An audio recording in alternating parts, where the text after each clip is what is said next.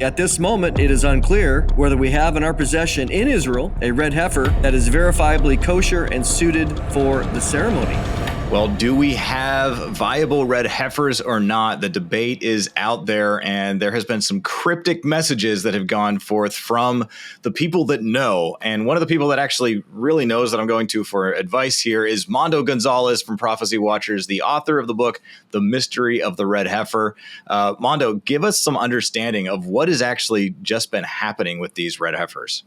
Yeah, things have been relatively status quo for quite a while in the sense of the original idea or proposal to perform the ceremony on the Mount of Olives was for April of 2024. So roughly about a year ago.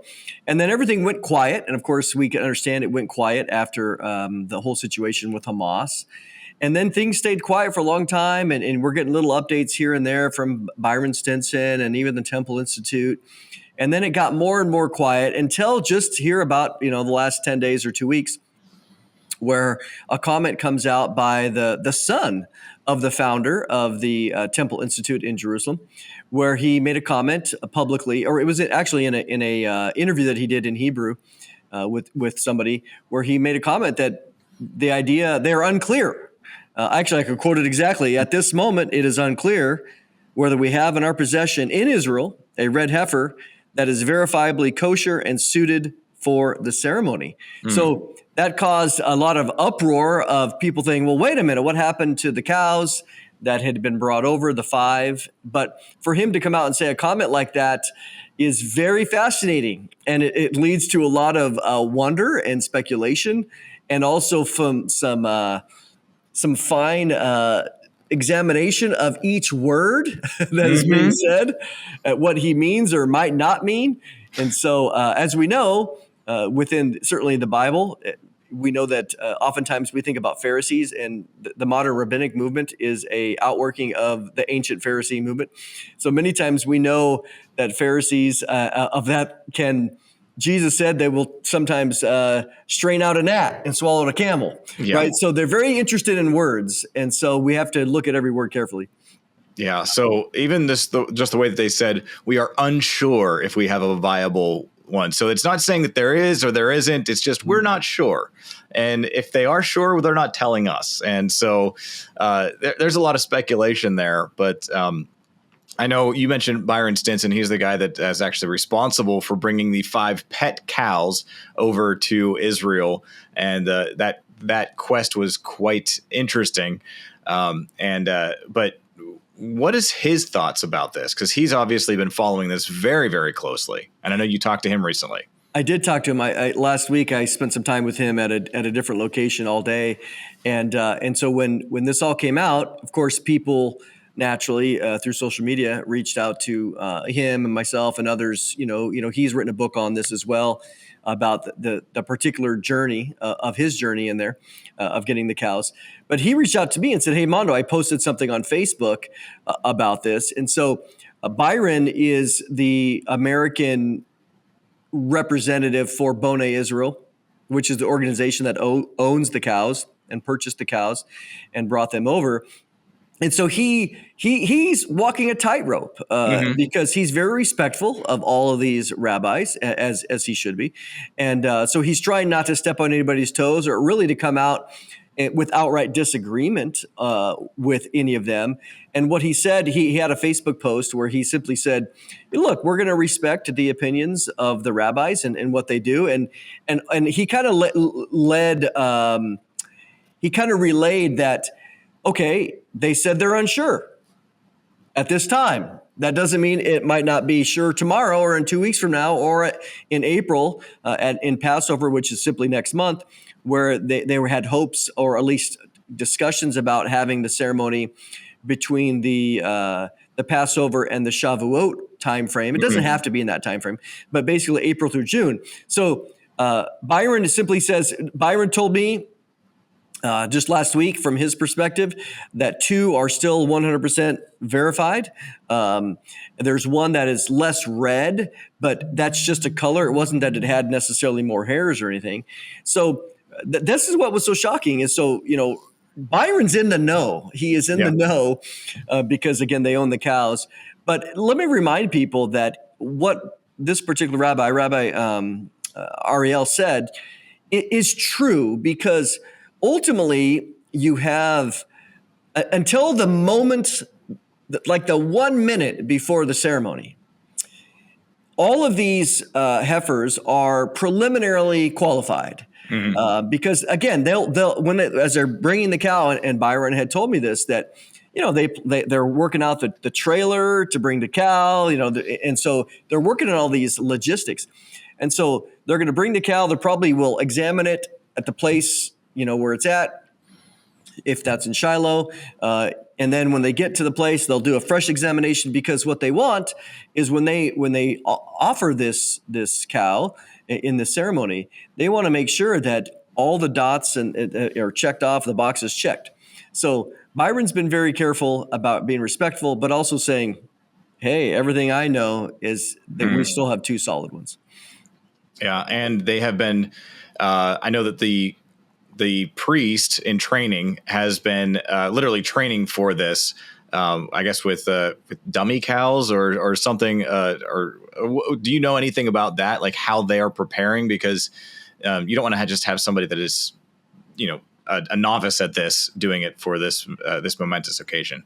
Well, as we know, cows are slaughtered all the time, right? Just for beef. And what Byron did tell me was that the cow, and I never knew this. I never knew this because it's not necessarily spoken of in the Mishnaic or the Talmudic literature where I could find it. But what Byron said is that some of the other requirements that are made in the rabbinic conversations is that the cow, when it's laid down, according to Numbers 19, you slit the throat of the cow, and then it bleeds out, and then you take the blood and you sprinkle it towards the altar or the tabernacle, and then you burn it. But what he said was that according to rabbinic rules, the cow has to be calm. It has to be laying there at peace. It can't be worked up or release adrenaline into its blood. Mm-hmm. So somehow they have to keep it where it's calm. And then when the knife goes in, again, cows are slaughtered every single day. But when the knife goes in, it has to be done in such a way, again, that it's done. And so this particular young man who's training is working on perfecting that ceremony or that ritual, because it takes a lot of strength. I mean, it takes a lot of strength to manhandle a 600-800 pound heifer cow in that regard, and to keep it calm. Yeah. My goodness. Yeah. So there's a lot of practice that is going on involved with this. I'm very curious to find out more information about how that practice is going. But as we're talking about this red heifer sacrifice, I know one of the things that the leaders of Hamas around the October 7th attack from a couple years ago, they actually gave one of the reasons for their attack was because of these red cows. As we get closer to that, do you think that there's going to be another incursion or more violence as a result? Well, yeah, let me share some chronology, because the Hamas that we saw of October 7th is not the same as what we have now, in the sense that Hamas has been very weakened. Now, it's still there, of course, but October 7th, when they did what they did, and it wasn't just Hamas, as we know, there were civilians that came across and again contributed to the heinous terrorism and crimes and murder that took place. So it wasn't until January, so 3 or 4 months later, that publicly that their media wing came out and made a comment about the red cows, the red heifers. And so again, and can I just say something? In modern agricultural terms, sometimes we'll say heifer and cow, and I know there's a difference. People coming out and say, hey, there's a difference between a heifer and a cow is one that's been pregnant. I'm just like, we're just using it synonymously, because in Hebrew, there's no difference. Okay, so we're talking not in modern technological parlance, but we're talking it from a Hebrew perspective. Again, ancient Hebrew. So anyways, so when we say heifer and cow, we just mean the same thing. But when they brought this out about these cows, they said, this is what happened. But right now, because Hamas is weakened, if we were to observe a ceremony that took place even back then, prior to this of April of last year, massive security. I mean, you would have to have massive security in this area with the government itself, because this is in a very tight area. It's a very congested area, again, where you have Palestinians, villages all around it. So again, I think with people might not understand this as it relates to Israel. In our world, we have the municipality police, we have a sheriff, maybe of a county, and then we have the military, different branches, the 5 branches of the military. So if I was going to do a bonfire or something in my local area, I'm not calling the army, but in Israel, it's all under one umbrella. Security. That's why a lot of the military people in the military, they're police. They come to be police, but in reality, they're part of that umbrella. And so to get permission to do any of this stuff comes from the top. It comes from the security ministries. And so that's a little bit different, again, than just having a local police there. So regardless of all that, I think Hamas is naturally going to want to do something. And there are Hamas and Palestinian Jihad people in what is modernly called the West Bank, Judea and Samaria. So will they attempt to do something? They probably would, but there would have to be serious enough security to where it wouldn't happen. There wouldn't be any interruptions, I guess. So, Mondo, in your opinion, what is the next event or next thing that we are looking forward to in this Red Heifer saga? So there's 2 things that I would say, and one is the visible and the invisible, or the external and the internal, because as was said by Rabbi Ariel here, that they're currently uncertain. So what they've described in all the various public comments, which haven't been a lot. This is, again, unusual to get a public comment at all about this, that they are trying to get consensus, because what people might not know is, again, even in the modern rabbinic, I would say, movement, or there's different factions. There's different people vying for influence, going all the way back. I mean, for a long time. And then when you take as well these worldwide movements of different rabbinic movements and factions or groups, and now from 1948 on, or even a little bit before, you bring them into the land of Israel. So now people are coming in. Again, you might have a Sephardic rabbinic movement. You might have an Ashkenazi from Europe. So you name it. But now they're going to try to come to the place of saying, okay, what will be acceptable to all of the movements as it relates to the age of the cow, how many non-red hairs. I mean, some of the other biblical prescriptions are pretty straightforward: not having been worked, not having been pregnant, not having a yoke, etc., no burdens. Those are pretty straightforward in the book of Numbers. But again, all anybody has to do, again, I show this in my book, is I list out the comments that are made in ancient times about the various challenges. And it'll say, well, Rabbi so-and-so says this, Rabbi so-and-so says this. And again, they're all in disagreement. So you have behind the scenes that consensus that is going to try to take place.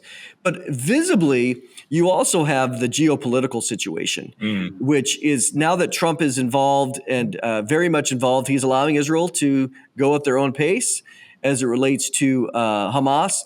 We know that the ceasefire is off, it's on, it's different things as they're looking forward. That's going to change a lot. What is that going to look like if the ceasefire is officially gone, or they're going to go in there. They're ready. Like Israel has said, what you will see in the next few weeks, if the ceasefire is officially removed, is going to be different than what you saw leading up to the ceasefire. Because remember, the ceasefire took place prior to Trump coming in under that, so it was officially under the Biden administration. Well, now that that's over, they feel that their hands are no longer tied. So they're going to come in with unimaginable force because they believe and they will have the supports of the Trump administration. Yeah. So there's a lot of things that we need to keep our eyes open to and just be aware of what's happening in the Middle East, in Israel specifically. And so Mondo, thank you so much for taking the time to give us this update, this inside look at what's happening with these red heifers. And we still don't know if they're actually viable or not. We just got to keep our eyes open and be ready. But most importantly, we need to be looking up because our redemption draws near. Amen. Mondo Gonzales, thank you so much for joining us here today on Charisma. Good to be here.